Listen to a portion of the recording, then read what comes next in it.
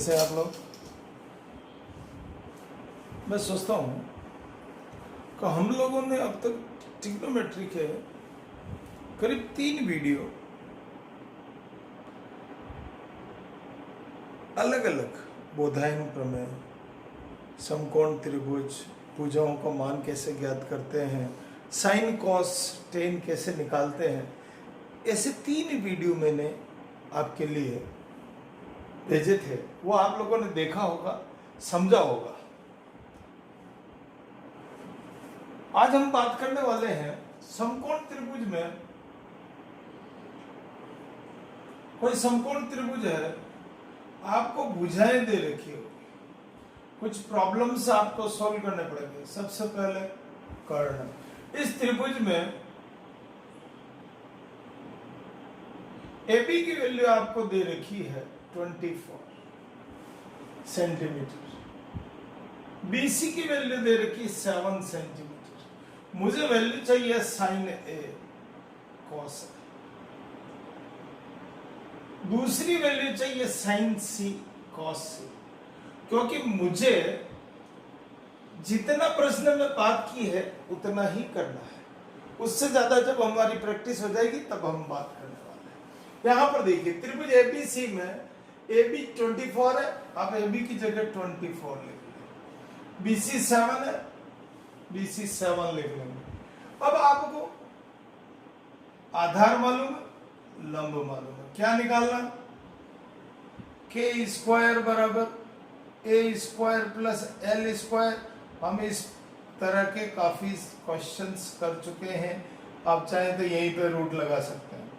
Aadhaar is 24, 7, 576, 49, total कर लें 625। आपको कर्ण का मान मालूम चल गया 25। कर्ण कितना आ गया? 25। अब हमारा क्वेश्चन क्या कहता है वहां पर समझेंगे। हमने समकोण त्रिभुज में कर्ण निकाल दिया 25। क्या निकाल दिया? कर्ण 25 निकाल दिया। अब मेरा जो क्वेश्चन कहता है, इसकी भाषा कहती है, वो मेरे को पता होना। मुझे यहां पर एंगल A की वैल्यू निकालनी। ध्यान से समझना, जब मैं एंगल A की बात करूंगा, आपको कहा था एंगल A के लिए इसके सामने की भुजा लंब होती है। एंगल A के लिए इसके सामने की भुजा लंब, ये आधार और ये कर्ण। साइन A, आपको ध्यान होगा, साइन A हमने निकाला था सम्मुख भुजा बटा कर्ण, या फिर हमने कहा था L बटा K लिख सकते हैं इसको। ये आपको प्रैक्टिस करने में आसानी रहेगी। 7 और 25। फिर बात हुई थी कॉस A के लिए संलग्न भुजा बटा कर्ण, आधार बटा कर्ण, 24/24। हमने A की वैल्यू निकाल ली, लेकिन हमारे को दूसरी वैल्यू क्या चाहिए? C की। मैं चित्र दूसरा बना लेता हूं जिससे आपको समझ में आ जाएगा। यहां पर देखिए 7 दे रखा है, 24 दे रखा है और 25 दे रखा है। ये हमारा कर्ण है। पहले हमने कोण A की बात करी थी, अब हम बात करेंगे कोण C के लिए। जब कोण C के लिए हम बात करते हैं तो इसके सामने की भुजा हो जाएगी लंब और इसके सामने की भुजा हो जाएगी आधार। बस आपको थोड़ा सा ये ध्यान रखना है कि जो कोण की बात कर रहा है उसके सामने की भुजा लंब होगी। कोण A की बात कर रहा था तो लंब 7 हो गया, कोण C की बात कर रहा है तो कोण लंब 24 हो गया। अब हमको क्या चाहिए? Sign C।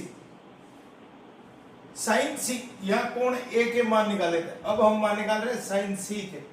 साइन C की वैल्यू A बटा K, आप लंब बटा कर्ण। आपको क्या करना है, जहां पर आपने लंब लिखा वहां से वैल्यू लेंगे।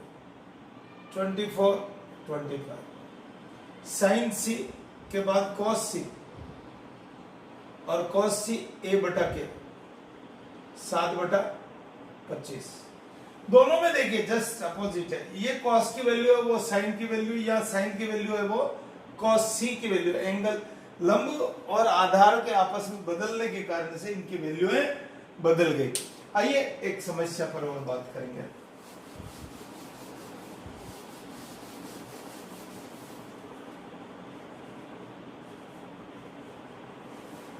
हम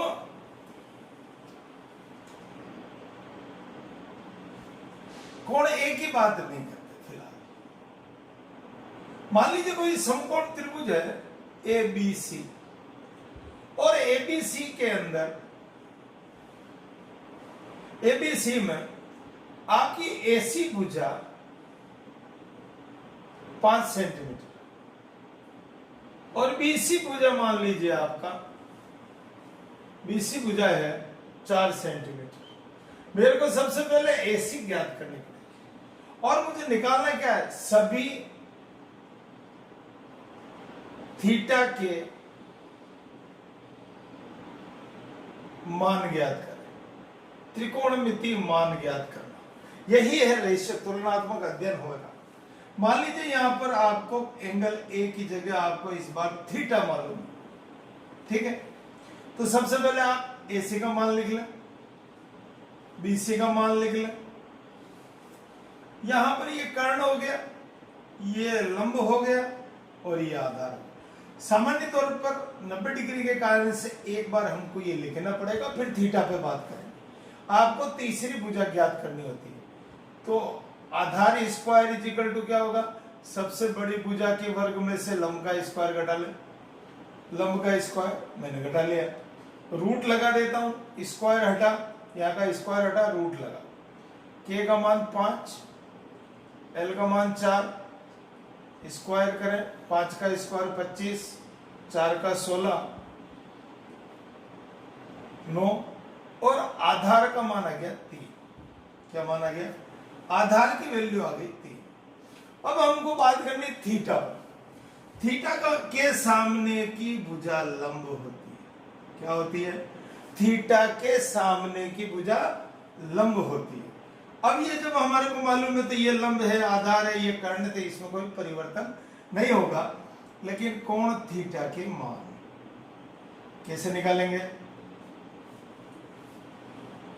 साइन थीटा, वही सूत्र, सम्मुख भुजा बटा कर्ण या लंब बटा कर्ण। ये जब हम प्रैक्टिस करेंगे ना इसका सिस्टम याद करने का, वो आपको अभी समझ में आ जाएगा। लंब है 4/5 कोस थीटा, ए बटा के संलग्न भुजा बटा कर्ण 3/5, टेन थीटा एल बटा ए, सम्मुख भुजा बटा संलग्न भुजा 4/3। अब हमको ये 1, 2, 3 वैल्यू निकाल ली, इसके जस्ट अपोजिट में कोसेक थीटा लिख देंगे, और कोसेक थीटा साइन का जस्ट उल्टा होता है, इसलिए आप के बटा एल लिख दें, 5/4 लिख दें। सेक थीटा के बटा ए 5/3, कॉट थीटा COT, ये सेक है SEC, ए बटा 3/4। इस प्रकार से हम कोण थीटा की वैल्यूज निकाल सकते हैं। एक समस्या और देखेंगे।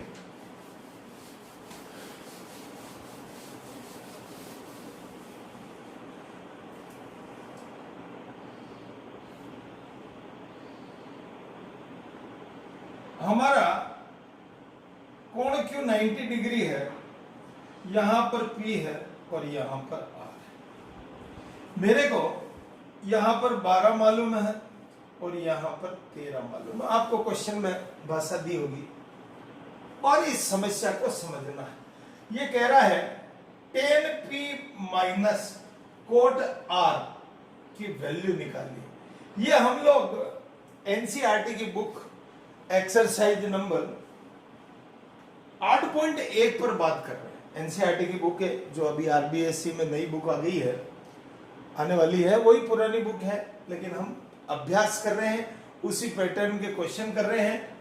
tan P minus cot R। अब आपको tan P की वैल्यू मालूम होनी चाहिए और कोट की वैल्यू मालूम होनी चाहिए। R हमको क्या समझना, P और R का यहाँ पर कॉम्बिनेशन मालूम होना चाहिए, प्रैक्टिस होनी चाहिए। सबसे पहले 12 और 13 दे रखा, ये कर्ण है, ये लंब है और ये आधार है। हमको आधार निकालना है त्रिभुज पी क्यू आर। क्या निकालना है? आधार। चाहे तो यहीं पर रूट लगा लें, कर्ण को पहले लिखना है, गलती नहीं करें। मैं वैदिक गणित के वर्ग के वीडियो डाले हैं, आप लोग अभ्यास करें, उनको देखें, समझें। 13 का स्क्वायर 169, 144, √25 और ये 5 आ गया। अब आप समझे, हमने आधार निकाल लिया, लंब निकाल लिया, कर्ण निकाल लिया। अब हमको सबसे पहले क्या चाहिए? tan p। देखो समझना है यहां पर बहुत ध्यान से, यहां पर यही खेल। अब मैं आधार लंब को थोड़ी देर के लिए मिटा देता हूं। क्या 2 डायग्राम बना लेता हूं, उससे आपको समझने में आसानी रहेगी। या 5 लिखा हुआ है, देखो मान इधर उधर नहीं करना है, सिर्फ लंब आधार आपस में बदलने वाला है। सबसे पहले मैं tan p की बात करूं। tan p के लिए ये हो गया लंब और ये हो गया आधार। अब tan p में क्या हो गया? L बटा a। L बटा a का मतलब 5 बटा 12। हम tan p पहले निकाल लेते हैं, फिर अब हमको चाहिए cot r। ध्यान से समझे ना, यहीं पर क्वेश्चन घूमता है। अब r की बात कर रहे हैं तो r के लिए क्या हो गया? ये लंब हो गया, ये आधार हो गया। cot r का मतलब होता है a बटा l। a की मान क्या है? 5 बटा 12। अब आपका क्वेश्चन क्या कह रहा है? tan p minus tan r की वैल्यू निकालिए। tan p की मान है आपका 5 बटा 12 और इसका मान भी 5 बटा 12। ये आपस में कट गए, वैल्यू इज 0। इस प्रकार से हम सामान्य समस्या पर बात कर सकते हैं। इसको समझना पड़ेगा, कुछ क्वेश्चंस करने पड़ेंगे। और भी एक उदाहरण देखिए, मेरे को दे रखा है साइन थीटा साइन थीटा बराबर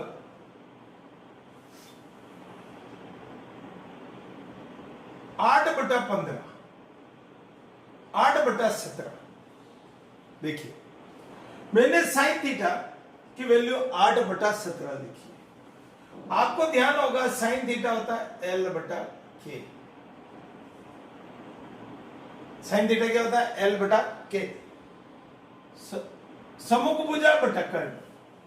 अब मेरे को शेष सभी मान चाहिए, बाकी के 5 मान। शेष सभी वैल्यू मुझे ज्ञात करनी है। जब शेष सभी वैल्यू मेरे को ज्ञात करनी होगी तो मेरे को लंब मालूम है, कर्ण मालूम है, क्या मालूम नहीं है? आधार मालूम नहीं। तो मैं सूत्र लगा दूंगा, आधार बराबर कर्ण स्क्वायर माइनस लंब स्क्वायर। और कर्ण का स्क्वायर 17, 8।